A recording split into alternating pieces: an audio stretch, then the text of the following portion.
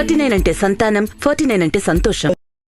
Hello guys, welcome to I dream. నేను మీ నంది. ఇవాళ మనం ఎల్బీ నగర్లో ఉన్న 49 హాస్పిటల్లో ఉన్నాము. మనతో పాటు డాక్టర్ మోనికా గారు ఉన్నారు. హాయ్ మోనికా గారు. హలో అండి. ఓకే మోనికా గారు, అన్ఎక్స్ప్లెయిన్డ్ ఫర్టిలిటీ అంటే అసలు ఏంటి? పేరులోనే ఉందండి అన్ఎక్స్ప్లెయిన్ అంటే we are unable to explain reason ఏంటి ఇన్ఫర్టిలిటీకి అని చెప్పేసి. చాలా స్ట్రెస్ఫుల్ కండిషన్ కపుల్స్కి. ఒక ప్రాబ్లం వాళ్ళు ఫేస్ అవుతున్నారు, ఒక హాస్పిటల్కి వెళ్తున్నారు అంటే వాళ్ళ హోప్ ఇస్ ఏదో ప్రాబ్లం ఉంది అంటే డిటెక్ట్ అవుతుంది, దానికి ఏదో సొల్యూషన్ వెతుకొని ఇమీడియట్గా మనము ప్రెగ్నెన్సీ చేసుకోవచ్చు అన్న ఐడియాతో వస్తారు ఇన్ఫర్టిలిటీ సెంటర్స్కి. బట్ వచ్చిన తర్వాత టెస్ట్స్ చేసి, బాగానే ఎక్స్పెన్సివే ఉంటాయి, థౌజండ్స్లో టెస్ట్ చేసి, అంతా టెస్ట్ చేసిన తర్వాత ఏం ప్రాబ్లం ఉన్నట్టు అనిపించట్లేదండి, maybe you can go back and try naturally ఇంకా కూడా ఫ్యూ మంత్స్కి అంటే ఇష్టపడరు. ఏ కపుల్ కూడా ఇష్టపడరు ఇటువంటి ఆన్సర్. సో ఈ అన్ఎక్స్ప్లెయిన్డ్ ఇన్ఫర్టిలిటీ ఉంది ఒక కపుల్కి అని మనం ఎప్పుడు డయాగ్నోస్ చేస్తామంటే routine, basic or standard investigations అని ఉంటాయి ఇన్ఫర్టిలిటీలో. అవి 3 టెస్ట్స్. ఒకటి హస్బెండ్ సైడ్ నుంచి వీర్య కణాల పరీక్ష, సెకండ్ వచ్చేసి లేడీలో ట్యూబ్స్ ఓపెన్ ఉన్నాయా లేదా అనేది టెస్ట్, థర్డ్ వచ్చేసి ఖచ్చితంగా ప్రతి మంత్ తనకు ఒక ఎగ్ విడుదల అవుతుంది, డాక్యుమెంటేషన్ ఆఫ్ ఓవ్యులేషన్ అంటారు, విడుదల అవుతుంది అని మనము డాక్యుమెంట్ చేసుకోవడం. ఈ 3 కనుక కరెక్ట్గా ఉండి కూడా కపుల్కి ప్రెగ్నెన్సీ రావట్లేదు అంటే అప్పుడు వీళ్ళకి అన్ఎక్స్ప్లెయిన్డ్ ఇన్ఫర్టిలిటీ ఉంది అని చెప్పచ్చు. ఓకే, ఈ టాపిక్ మీద చాలా వేరీడ్ డెసిషన్స్ లేదా ఒపీనియన్స్ ఉన్నాయి డిఫరెంట్ కమిటీస్కి. India, America, Europe, everywhere couples ఉన్నారు ఇన్ఫర్టిలిటీతో బాధపడే వాళ్ళు. సో అట్లా ప్రతి కంట్రీ, ప్రతి కమిటీ ఒక రూల్స్, ఒక గైడ్ లైన్స్తో వస్తారనమాట ప్రతి ప్రాబ్లంకి. సో ఈ అన్ఎక్స్ప్లెయిన్డ్ ఇన్ఫర్టిలిటీకి అమెరికాలో ఉన్న ఏఎస్ఆర్ఎం కమిటీ అయితే ఏం చెప్తున్నారంటే, మిగతా ఎష్రే లేదా యూరప్ వీళ్ళందరూ ఏమంటారంటే 2 ట్యూబ్స్ ఓపెన్ ఉండాలి, కణాలు బాగుండాలి, ఎగ్ విడుదల అవుతూ ఉండాలి, అయినా ప్రెగ్నెన్సీ రావట్లేదంటేనే మనం అన్ఎక్స్ప్లెయిన్డ్ అనాలి అని. కానీ ఏఎస్ఆర్ఎం అమెరికన్ కమిటీ ఏమంటారంటే, లేడీలో ఒక్క సైడ్ ట్యూబ్ ఓపెన్ ఉన్నా కూడా, let's take right side tube block ఉంది లేడీకి, లెఫ్ట్ ఓపెన్ ఉంది, లెఫ్ట్ సైడ్ ఎగ్ పెరిగి విడుదల అవుతుంది, అయినా తనకు ప్రెగ్నెన్సీ రావట్లేదు, ఆ కేసులో కూడా మనం దాన్ని అన్ఎక్స్ప్లెయిన్డే అనొచ్చు అంటున్నారు. అంటే ఒక ట్యూబ్ బ్లాక్ ఉండి ఒకటి ఓపెన్ ఉన్నా కూడా we can call them unexplained అంటున్నారు. సో అట్లా ఒక్కొక్కరికి డిఫరెంట్ ఒపీనియన్స్ ఉన్నాయి ఈ టాపిక్ గురించి. ఓకే, ఎటువంటి కపుల్స్లో మనం ఇది ఎక్కువ చూస్తూ ఉంటాం? ఇప్పుడు ఒక కపుల్ మనకు 10 కపుల్స్ వచ్చారనుకోండి క్లినిక్కి, ఎవ్రీ 10 కపుల్స్లో 3 to 4 కపుల్స్కి ఈ ప్రాబ్లం ఉంది. అంటే ఏమీ అర్థం కాకుండా, ఎందుకు ఎక్కడ ఇష్యూ అవుతుంది, రీజన్ ఏమై ఉండొచ్చు అని అర్థం కాకుండా ఇంత హై ఉంది. ఒక 10 years బ్యాక్ కూడా అన్ఎక్స్ప్లెయిన్డ్ ఇన్ఫర్టిలిటీ ఇన్సిడెంట్స్ 30% అనేవాళ్ళు, ఇప్పుడు కూడా 30 to 40% ఉంది. What is confusing is technology పెరుగుతుంది, ఎన్నెన్నో టెస్టులు, కొత్త టెస్టులు వచ్చాయి.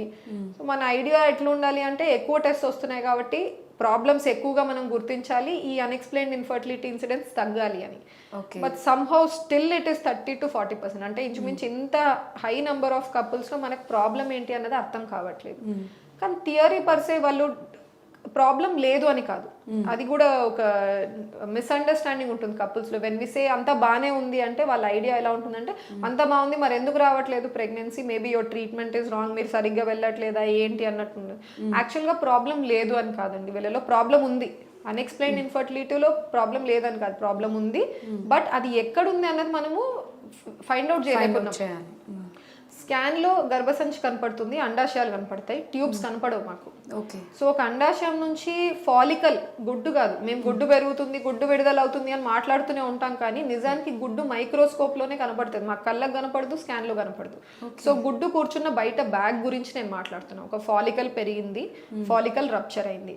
సో నిజంగా ఒక గుడ్డు ఉండేనా, అది ఎలా ఉంది, విడుదల అయిందా లేదా, I can't see with my eyes, it's just an assumption. Okay, follicle rupture అయింది అనుకుందాం, ఎగ్ రిలీజ్ అయింది అనుకుందాం, ఎగ్ కరెక్ట్గా ట్యూబ్లోకి వెళ్ళింది అన్నది కూడా నాకు తెలియదు, బికాస్ ట్యూబ్ నాకు స్కాన్లో కనపడదు కాబట్టి. ఆ ట్యూబ్ ఫంక్షనింగ్ ఎలా ఉంది, ట్యూబ్ ఓపెన్ ఉందా లేదా అంటే మనం ఏం చేస్తున్నాం, ఒక ఎండ్ నుంచి నీరు పంపించి ఇంకో సైడ్ నుంచి నీరు బయటపడుతుంది అంటే ట్యూబ్ ఓపెన్ ఉన్నట్టు అంతే. బట్ ట్యూబ్ డైనమిక్స్, ఆ మూమెంట్లో హౌ ఇస్ ద ఫంక్షనింగ్, లోపల చాలా సన్న లైనింగ్ ఉంటుంది, ఏదైతే గుడ్డుని కణంని ఒకదాని వైపు ఒకటి పుష్ చేస్తాయో, ఇవన్నీ ఫంక్షనింగ్ కరెక్ట్గా జరుగుతున్నాయా లేదా నాకు తెలీదు. సరే ట్యూబ్లోకి వెళ్ళింది అనుకుందాం ఎగ్, కణాలు కూడా మిలియన్స్ కోట్లల్లో గర్భసంచిలో చేరుకున్నాయి. గర్భసంచికి ట్యూబ్ కి జంక్షన్ ఉంటుంది, అతుక్కునే ఏరియా ట్యూబ్ వచ్చి గర్భసంచికి. ఆ యూట్రో ట్యూబల్ జంక్షన్ అనేది ఒక షార్ప్ బెండ్ అన్నమాట.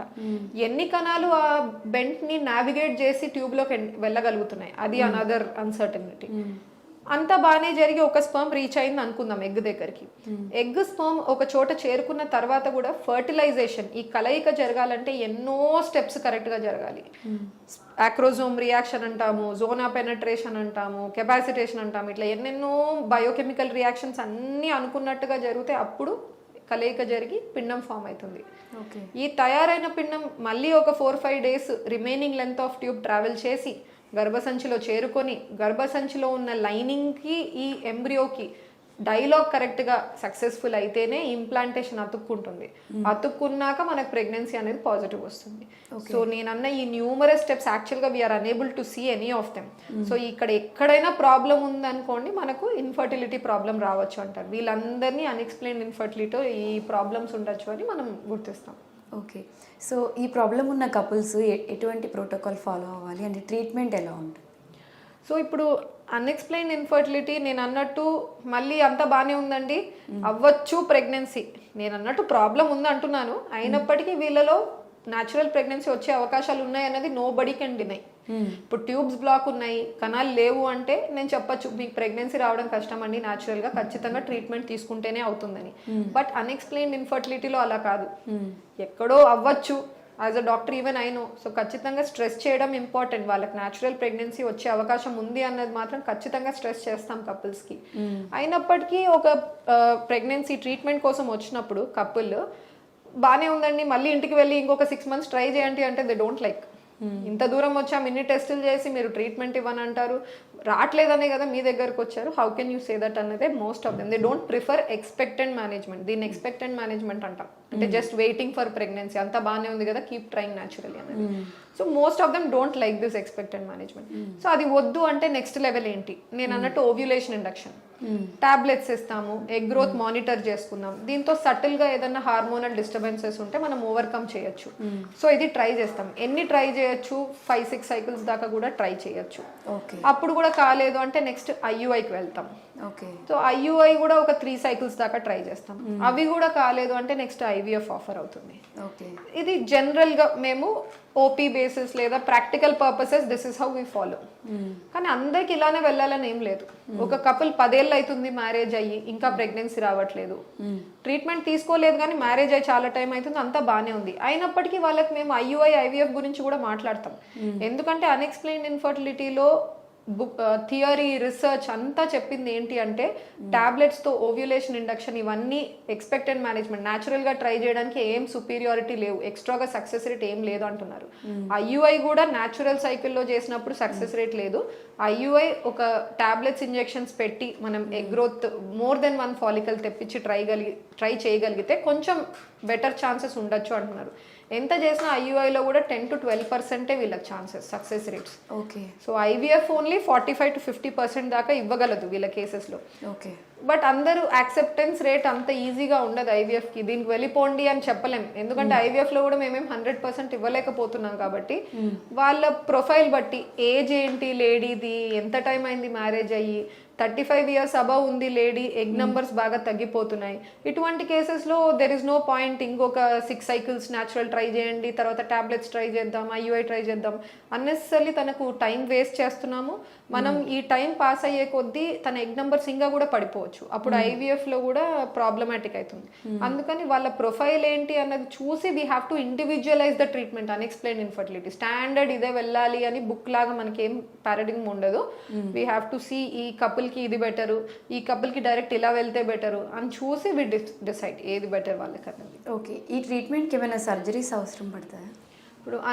ఇప్పుడు మాక్సిమం ఇన్ఫర్టిలిటీ సెంటర్స్లో అన్ని ఎక్విప్మెంట్స్ ఉంటాయండి. ఐవీఎఫ్కి సెటప్ ఉంటుంది, ల్యాబ్ ఉంటుంది, ఎంబ్రియాలజిస్ట్ అందరు ఉంటారు. కానీ బయట సెంటర్స్ ఏమైనా హాస్పిటల్స్ లేదా పెరిఫరీస్లో వాళ్ళకి ఐవీఎఫ్ సెటప్ ఉండకపోవచ్చు అంత అన్ని ప్లేసెస్లో. ఏఆర్టీ సెంటర్స్ అన్ని ప్లేసెస్లో ఉండవు, కానీ ఓటీ థియేటర్ చాలా మందికి ఉంటుంది. ఎక్కడెక్కడ డెలివరీస్ చేస్తున్నారో నార్మల్ కానీ సిజేరియన్ కానీ వాళ్ళందరికీ ఆపరేషన్ థియేటర్ అయితే ఉంటుంది. అక్కడ ఎక్విప్మెంట్ ఫర్ హిస్ట్రోస్కోపీ లాప్రోస్కోపీ కూడా చాలా ప్లేసెస్ లో ఉంటుంది. సో అక్కడ ఏం చేస్తారు అంటే అన్ఎక్స్ప్లెయిన్ ఇన్ఫర్టిలిటీ అంతా బాగుంది అనుకోండి, ట్యూబ్స్ బాగున్నాయి, ట్యూబ్ టెస్ట్ హెచ్ఎస్జి బాగానే ఉంది, కణాలు బాగానే ఉన్నాయి, టాబ్లెట్స్ ఇస్తున్నారు, ఎగ్ గ్రోత్ అవుతుంది, అయినా కావట్లేదు, లేదా ఐయుఐలో కూడా సక్సెస్ రేట్ అవ్వట్లేదు. 2-3 సైకిల్స్ ఐయుఐ ఫెయిల్ అయ్యాక వాళ్ళు ఏమంటారంటే ఏదో ప్రాబ్లం ఉందండి, మనకు తెలియట్లేదు, ట్యూబ్ ఓవరీ సరిగా కూర్చొని లేవేమో, లోపల అతుకులు ఉన్నాయేమో, ఇంకేదైనా ప్రాబ్లం ఉందేమో, మనం కెమెరా వేసి చూసుకొని దాన్ని సరి చేసుకొని మళ్ళీ ట్రై చేద్దాం ఐయుఐ సైకిల్స్ అని అంటారు.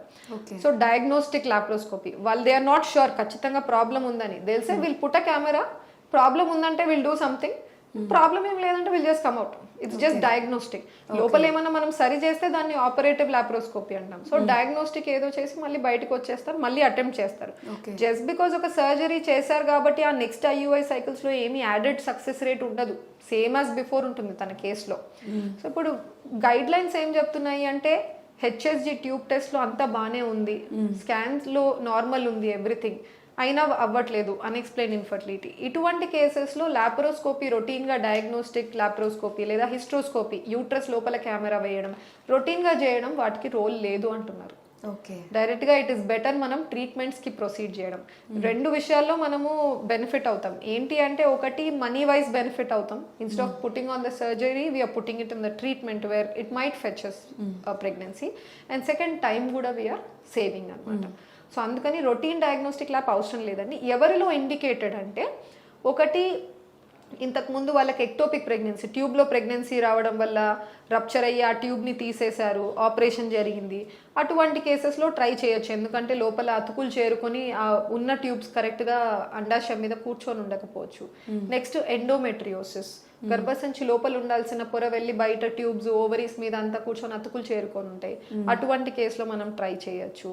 లేదా పెల్విక్ ఇన్ఫ్లమేటరీ డిసీజ్, ఇంత పాస్ట్ ఏదన్నా బాగా పెల్విస్లో ఇన్ఫెక్షన్ అయింది, అటువంటి కేసెస్లో మేబీ వీ కెన్ ఇండికేట్, లోపల వెళ్ళి వీ మైట్ ఫైండ్ ఏదో పెథాలజీ ప్రాబ్లం ఉండొచ్చు, దాన్ని సరి చేసుకుంటే ఏమన్నా నెక్స్ట్ న్యాచురల్ ప్రెగ్నెన్సీకి అవకాశాలు మార్జినలీ ఇంక్రీజ్ అవ్వచ్చు. కాబట్టి in such cases we can attempt surgery. Otherwise indication ఏం లేదు అన్న కేసులో డయాగ్నోస్టిక్ లాప్రోస్కోపిక్ కానీ స్క్రీనింగ్ హిస్ట్రోస్కోపిక్ కానీ ఎటువంటి రోల్ లేదు. ఓకే, థ్యాంక్ యూ మోనికా గారు. Thank you.